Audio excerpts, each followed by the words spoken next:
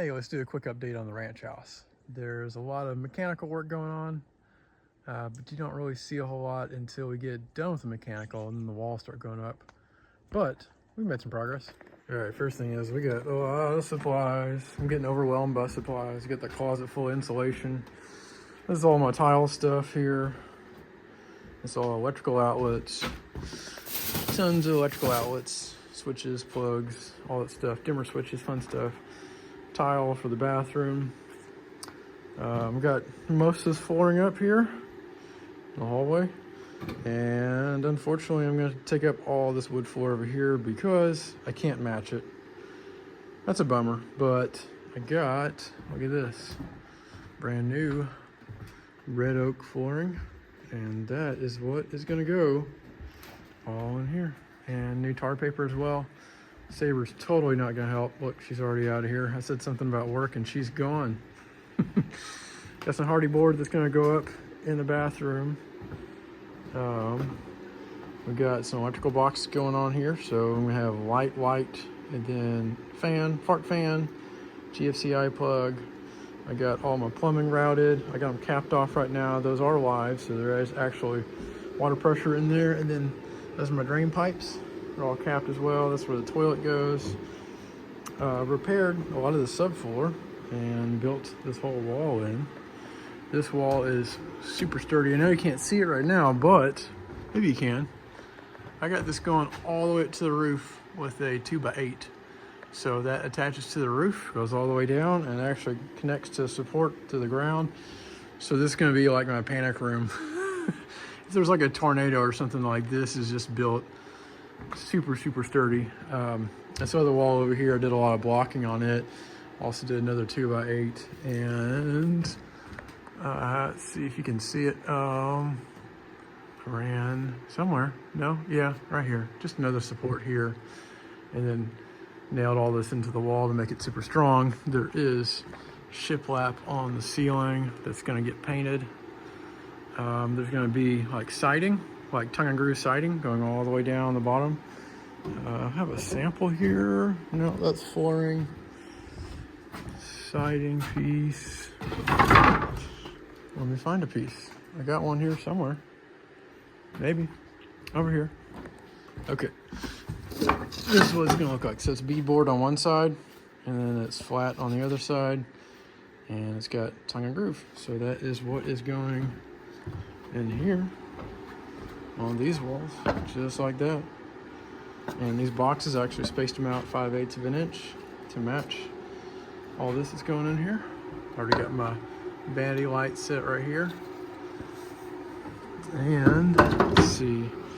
So the guys came in here today, started mudding in the shower pan. Coming here tomorrow, we're actually going to put the liner in here and do the final mud.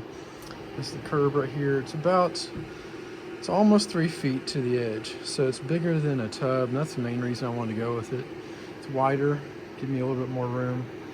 There is the toilet. That's not glued down yet until I get the flooring on top of this and everything set up.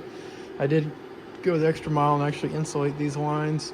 The cold doesn't really matter, but I like having the hot line insulated because that way the water stays warm in the pipes. Next time you turn the faucet on, you get hot water right away. And of course it's a shower valve going up here to the sprayer for the shower. This is my little shampoo box. So I built this out and reinforced it. This is sloped, so it actually slopes down a little bit in the framework. So make it easier for the tile guys to do that.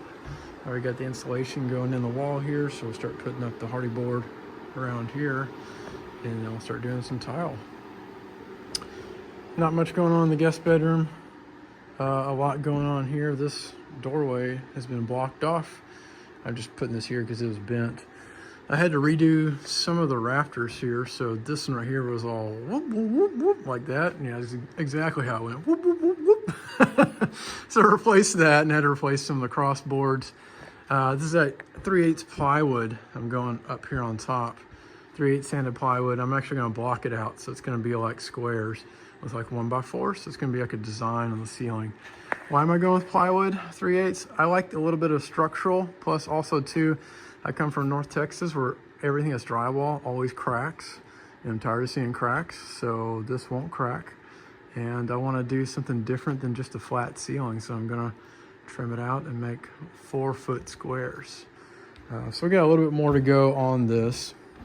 I was actually just putting up a little test board here and rigging up a little light here because I want to see, do I want to do like 2 cans on either side, and there's going to be a ceiling fan, and then maybe 2 more cans over here, and put on a Demeraux or 6-inch. I think 1 would be enough, but see how it casts a shadow? So I think I'm going to go ahead and put 2 cans on either side. It's more than I need, but I can dim it down a little bit, and that way I won't get so many shadows cast, which is kind of weird. These are super cool cans. You can get these at Home Depot, like Commercial Electric, but you can also, where I bought them, is Amazon. You can get them for half price. I'm sure they're made by the same Chinese manufacturer, just ripping off the IP. They got a little box here. Let's see if I can get over here and see it. You can actually set the temperature rating of the light. So you go up here and look at this. I can change from like daylight all the way down to like super warm. I think I got it somewhere in between there. So that's really cool. Set those boxes up there. I'd show you the attic, but I don't have a ladder set up here. Redid some of those rafters and such. It's clean up there. Actually took a lot of time. Oh, I just pulled my wire loose. I took a lot of time vacuuming up in the channels up here. It's kind of weird. They have like, these boards are like saddles. It's like an L shape. And then there's a rafter that fits right here. And so I had to replace this rafter. And I just pulled the nails out, got out of the saddle, and then it's almost like a drop ceiling setup. You get these little skinny runners. Yeah, see, like these L shape. These are just some leftover boards. And the same thing here. It's got like an L shape right here. You can't really see, but it goes down deep in there. This is all just full of like dirt from dirt daubers, rat poop, and all that stuff. So getting all that cleaned out so it actually smell good in here and be fresh. It's all new wood, which is amazing. I bought this stuff that I'm gonna try. It's called FireTech. It's called Fireproof. And on this raw wood, you come in here with a sprayer and you can spray all this raw wood. And the idea is that it will not ignite. So once I'm done getting all this here, I'll come back in the attic and I will spray everything with that, because attic fires are where the fire spreads in the house. I'm also very, everything I'm doing is trying to be as much by code as I can, if not over code, where everything is safe and secure.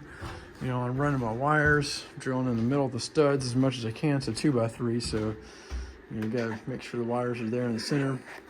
Strapping everything down the way I should. This is my TV box. But again, I'm gonna go in here and I'm gonna put fiberglass insulation as well. So, and then you also have like a support here, which is also a fire block. So between having the fiberglass completely packing this whole area, having the fire block, and then you have plenty of room, see where like little errant nails and stuff like that aren't gonna actually hit the wire because they're in between. So if you use like a 1 1¼ drywall screw, it won't actually make it all the way to the wire. It won't go that far in.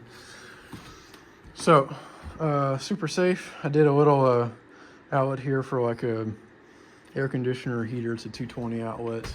I have all this going to the breaker box. And I got right here. Let's go take a look at that. Okay, so let's go all around the house. Just tools and staging area. That's all the siding pieces.